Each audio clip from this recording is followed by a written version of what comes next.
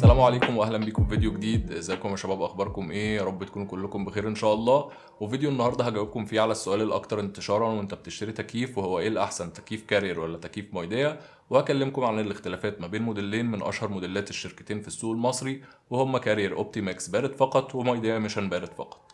والموديلين دول من الفئه العاديه مش الانفرتر، وبكررها تاني من الفئة العادية مش الانفرتر، علشان في نفس الموديلين دول بس انفرتر، وليهم فيديو تاني منفصل هينزل بعد الفيديو اللي بتشوفه دلوقتي. فياريت ما تنساش تعمل لايك للفيديو وتشترك في القناة لو لسه ما اشتركتش، علشان يوصلك كل جديد من محتوى القناة وما يفوتكش اي فيديوهات جديدة. في الاول لازم تكون عارف ان الفيديو ده انا مش بعمله عشان يعني انا خبير عالمي في عالم التبريد والتكييفات، لا اطلاقا. الفيديو ده تقدر تعتبره اكنك بتستشير واحد صديقك وبيشاركك فيه المعلومات اللي عرفتها عن كل تكييف لو كنت مكانك ومحتار زيك بالظبط ما بين التكييفين، مش اكتر ولا اقل. لاني عارف ان في ناس كتير ما عندهاش الخبره او الوقت الكافي لان هم يدوروا على المعلومات اللي هقولك عليها دلوقتي. خليني اجاوبك على السؤال بتاع مين احسن، كارير ولا مايديا، بس علشان تعرف الاجابه لازم تكون عندك خلفيه او تبقى عارف مين هم اصلا كارير ومايديا وايه علاقتهم بالسوق المصري. وشركة مايديا هي شركة صينية ظهرت في أسواق الصين سنة 1968، واشتغلت في أكتر من مجال زي صناعة قطع غيار السيارات وبعدين صناعة المراوح والأجهزة المنزلية، لحد ما دخلت في صناعة التكييفات وصنعت أول تكييف ليها سنة 1985. أما شركة كارير فهي شركة أمريكية عريقة وغنية عن التعريف، ظهرت في السوق الأمريكي سنة 1915، وهي أكبر شركة مصنعة وموزعة لأنظمة التدفئة والتهوية وتبريد الهواء على مستوى العالم في الوقت الحالي. طيب كلام جميل، ايه اللي جاب الشركتين دول في مصر؟ فاللي جاب الشركتين دول في مصر كانت شركة ميراكو، وشركة ميراكو هي شركة مساهمة مصرية اتأسست سنة 1976، وأول مصنع ليها تم إنشاؤه كان سنة 79 في منطقة أبو رواش، وكانت مساحته 5400 متر مربع، وكان إنتاجه السنوي في الوقت ده حوالي 2000 تكييف، وكان عندهم حوالي 250 موظف. وفي سنة 1992 وقعت شركة ميراكو اتفاق مشروع مشترك مع شركة كارير، ومن وقتها أصبحت ميراكو كارير أكبر شركة لأنظمة التدفئة والتهوية وتبريد الهواء في أفريقيا، وبقت أشهر من النار على العالم زي ما بنقول. وفي سنة 2010 وقعت شركة مايدايا أول اتفاق مشروع مشترك مع شركة كارير، والاتفاق ده حصل في مصر، وكانت شركة كارير نسبتها 37.5% ومايدايا 32.5%، وتوالت بعد كده الاتفاقات ما بين كارير ومايدايا في البرازيل والأرجنتين وشيلي والهند. وفي سنة 2019 شركة مايدايا حصتها في المساهمة زادت وبقت 51%، يعني تقدر تقول إنها دلوقتي بقت ميراكو مايدايا أكتر ما هي ميراكو كارير زي زمان. طبعا مايدايا بقت خط الإنتاج التاني لشركة ميراكو، لأن المصنع بقى مصنعين دلوقتي بمساحة 90,000 متر مربع وطاقة إنتاجية 400,000 تكييف في السنة، وبقى عندهم أكتر من 1400 موظف، وتقدر تبص على المصادر في صندوق وصف الفيديو. طيب إيه اللي يخلي شركة كبيرة زي كارير تدخل في شراكة مع شركة لسه جديدة في المجال زي مايدايا؟ فالموضوع هنا بكل بساطة ليه علاقة بسياسة التسويق بتاعة الشركات الكبيرة، لأن كل ده في الآخر بيزود من حصة مبيعات الشركتين سواء ميراكو أو كارير.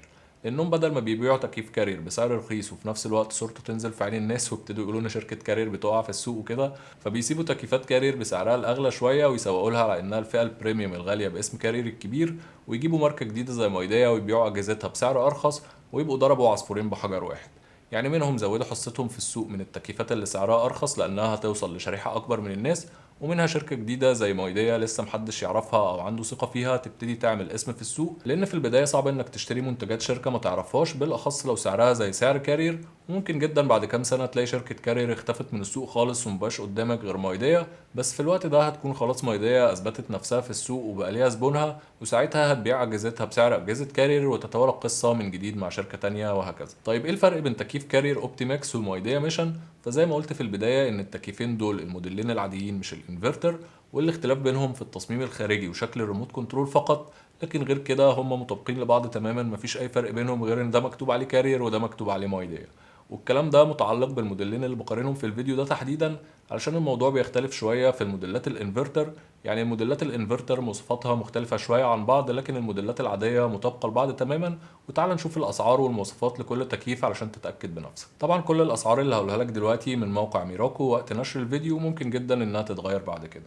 وهتلاقي سعر تكييف كارير اوبتيماكس 1.5 حصان بارد فقط هو 7630 جنيه، ومايديا ميشن 6080 جنيه، يعني فرق السعر بينهم 1550 جنيه.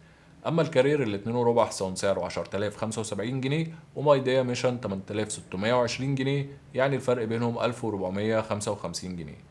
وبالنسبة للكارير ال 3 حصان سعره 11975 جنيه، ومايديا ميشن 10470 جنيه، يعني فرق السعر بينهم 1505 جنيه. فواضح جدا طبعا ان في حدود 1500 جنيه دايما بين التكييفين، وهو ده الثمن اللي انت بتدفعه مقابل البراند والاسم بتاع كارير مش اكتر. وعلشان اثبت لك كلامي برضو، تعال نشوف دلوقتي المواصفات التفصيليه لكل تكييف من كتالوجات التكييفين، وتقدر انك تنزل الكتالوجات من موقع شركه ميراكو في اي وقت لو حابب. ودلوقتي انت قدامك كتالوج تكييف كارير اوبتي ماكس، وهتلاقي اول صفحه مكتوب فيها من تحت مميزات التكييف بشكل عام.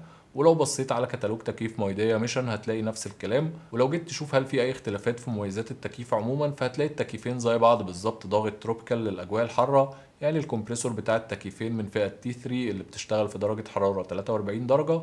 هتلاقي بعد كده التكييفين فيهم خاصيه التنظيف الذاتي، ووظيفه تتبع درجه الحراره في مكان تواجدك، وده بيحصل عن طريق سنسور او حساس حراره بيكون موجود في ريموت التكييف. بعد كده التكييفين مبادلات حراريه من النحاس والومنيوم ذهبي، يعني بيكون عليهم طبقه من طلاء الحمايه بماده لونها ذهبي بتكون مقاومه للتاكل. هتلاقي برضو التكييفين بيدعموا الواي فاي، ولكن ده بيكون اوبشن اختياري، يعني بتطلبه من الشركه وبتدفع عليه فلوس زياده، لانه بيكون عباره عن انتنه للواي فاي بتكون يو اس بي بيتم تركيبها في الجهاز.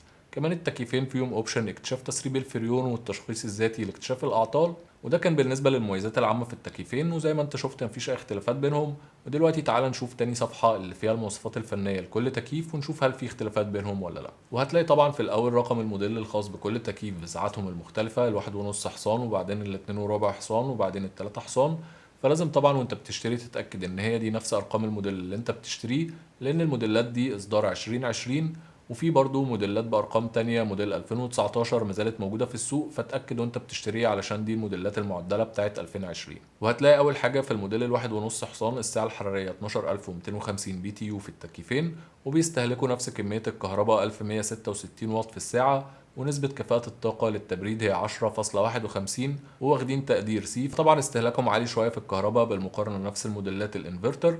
ونفس الكلام بالنسبة للموديلات الاتنين وربع والتلاتة حصان، مفيش أي فرق بين تكييف كارير وتكييف مايديا. هتلاقي بعد كده مواصفات الوحدة الداخلية، فيها معدل إزالة الرطوبة في التكييفين زي بعض 1.2 لتر في الساعة، ومعدل تدفق الهواء هو، ومستوى ضغط الصوت هو، يعني حتى الأبعاد والوزن الصافي مفيش أي اختلافات بين التكييفين. هتلاقي بعد كده في مواصفات الوحدة الخارجية التكييفين فيهم نفس الكمبريسور ونفس الفريون الار 22 ونفس الأبعاد والوزن، لدرجة إني كنت متخيل إن في كتالوج منهم غلط، وتواصلت مع خدمة العملاء الميراكو فعلا واكدوا لي ان هي صح ومفيش اي اختلافات بين الجهازين غير التصميم الخارجي وشكل الريموت، واللي في رايي ريموت مايديا شكله افضل من ريموت كارير. فطبعا لو انت بتختار ما بين التكييفين دول اكيد هقول لك اشتري المايديا ووفر فلوسك.